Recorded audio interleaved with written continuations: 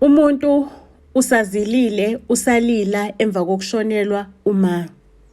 Nangubaba asakakhumuli ngisho nokukhumula inzila lekhaya sisazilile ey'nhlizweni zethu. Nangubaba usethola umaqondana omusha, usethandana nenye intombazane. Intombazane esingakazi siyibone, akusiyona intombazane yesigodi, asiyazi le ntombazane. Usethandana nje, sebethandana iy'dindi, sebethandana into yangempela, into eserious. Ingiphathe kabuhlungu-ke nje i-behavior kababa. Ubaba uwuprincipal, kahle kahle ubaba usekhulakhulile impela, usezoretire, sekuseduzane nokuthi aretire. Kodwa indlela asey'phathisa ngayo, usey'phathisa okwe-2K, ukucabuzana nentombazane encuncu emgaqweni. Yabona nje, angi-understand i-behavior kababa. Nasendlini nje ubaba kasabambeki nje, usewumajolani. Ngicabange ukuthi into engizoyithini le. Ngimhlalise phansi ubaba ngikhulume naye njengobaba wami ongizalayo, because mina ubaba unami nje vo emhlabeni, bazala mina kuphela benomama. Ngimtshele ngithi mina baba, yazi ngibone ngathi angisho ukuthi ngimelene nothando nokuthi usemathandweni. Ngiyakujabulela mangabe ujabulile because ubaba wami, kodwa ngizocela uyibheke le ntombazane othandana nayo, because izinto osuzenza baba seyihlukile nje. Usuwumuntu ohlukile, umuntu o-different nje, usujikile, awusasiyi ubaba wami le ngimaziyo. So ngizocela umbheke lo sisi lothandana naye, angimthandisisi, uyakwenzisa izinto nawe uyavuma ukwenza izinto. Ubaba athi, ngiyabona mntana wami, wena unesikhwele wena. Alazi isoka eliqonyiwe, isoka elidala, unesikhwele wena. Ngiyakubona unesikhwele wena. Hayi mntanami, izinto ezenzakalayo lezi, mina njengendoda angikwazi ukuhlala ngaphandle komuntu wesifazane, angikwazi ukuphefumula ngaphandle komuntu wesifazane. Ngizocela umamukele lo muntu wesifazane enginaye ebudlelwaneni naye manje. Uthandwa inhliziyo yami.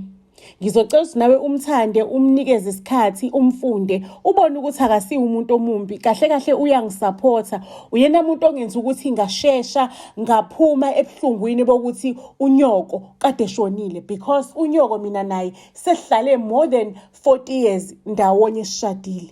So mntanami, ngizocela ukuthi u-understand ukuthi sengithola omunye umuntu okwazile ukuthi ngikwazi ukuphuma emcabangweni kanyoko in less than nje 2 months.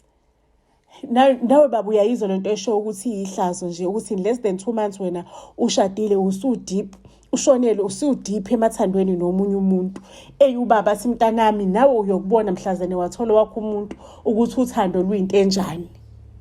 Ake sininike sengiphethwe istress-ke manje, sengiyohlala ey'hlobweni because ubaba uthengise umuzi asahlale kuwona more than 40 years. Mina ngazalelwa kuloya muzi. Okay, mina ngi-less than 40, but bona besebeshade more than 40 years. But mina ngazalelwa kuloya muzi, ngihlala kuloya muzi because ngina 20 something empilweni yami. Kodwa nje ubaba usewuthengisile. Uyohlala kuphi? Uyohlala emakotishini esikoleni.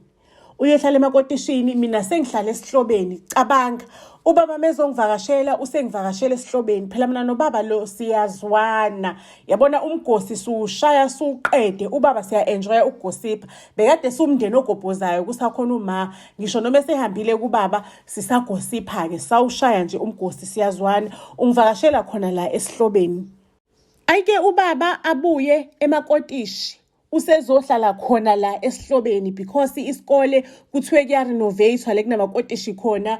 Angazi sekuzokwakhiwa i-building, admin building entsha yesikole le ekusebenza khona ubaba. Hawucabanga ubaba, the whole principal, the entire principal akanamuzi, usehlala nami la esihlotshweni. Shuku siyinkathi sihlala nobaba-ke la esihlotsheni, ubaba ecingweni ube busy ekhuluma nomuntu wakhe, uMandlovu wakhe, uMagatsheni wakhe, akhulume kuze kuse. Ubaba engathi yi-teenage, engathi ingane encane, ekhuluma nesithandwa sakhe phela. Kodwa abasabonani nesithandwa sakhe, abasabonani inhlobo.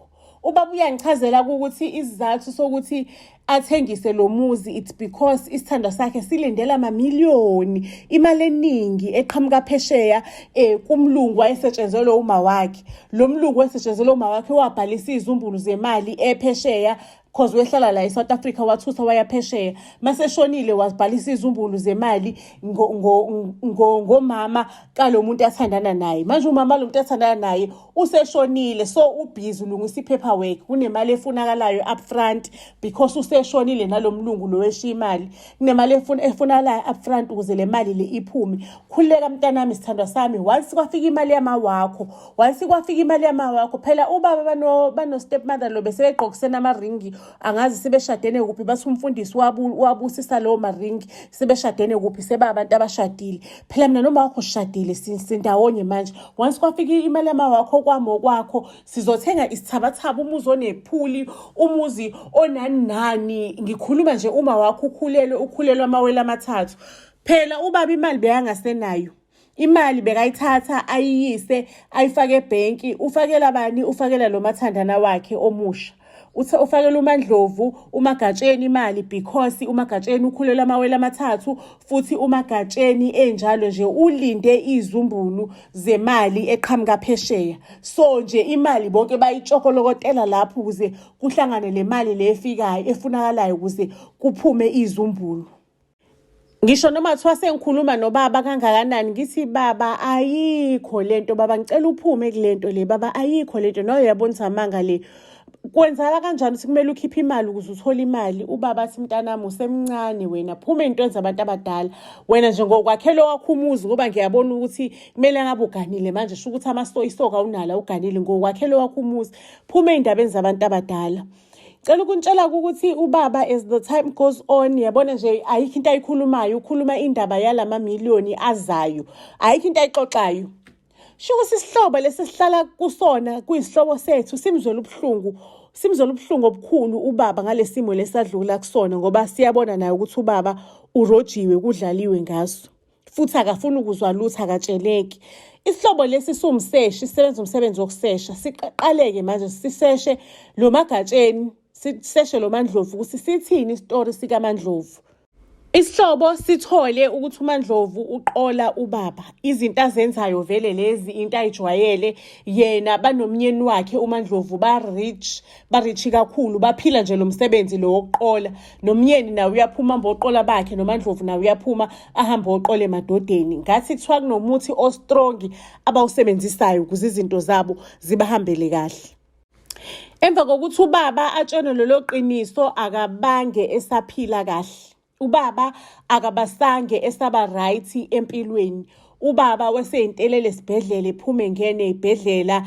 Inhliziyo yami ibhlungu, Nkosi yami, ngibona ubaba wami egula, not just because ugula ngoba uyagula, but uyagula because of inhliziyo ebhlungu, uphethwe istress lo yamuntu. Waze wadlula kubaba wami emhlabeni, kwaphela kanjalo ngempilo yakhe.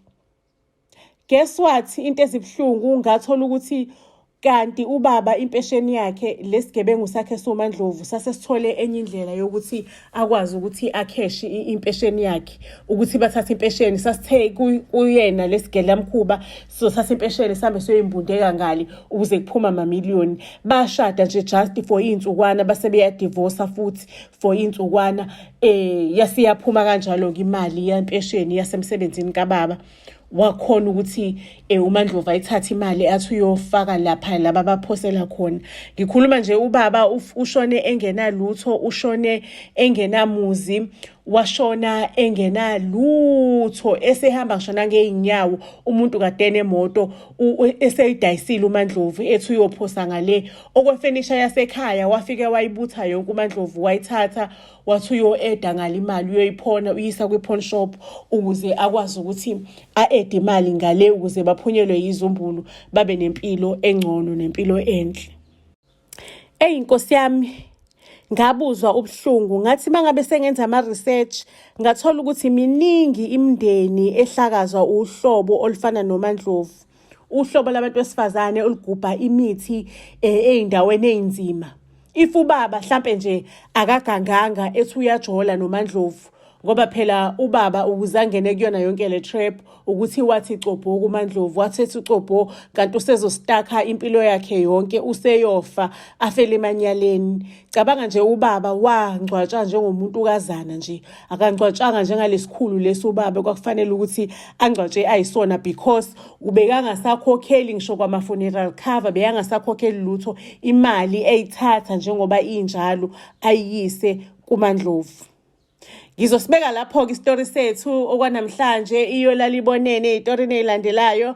Buzz SA to all social media platforms. Siyanithanda kakhulu family. Ningakhohlwa ukuthi nihambe niyosifollowisha on our YouTube channel Buzz SA, niphinde nihambe niye on our TikTok channel Buzz SA, Facebook Buzz SA as well as on Instagram. Please follow us on Instagram as well. Buzz SA, siyanithanda kakhulu.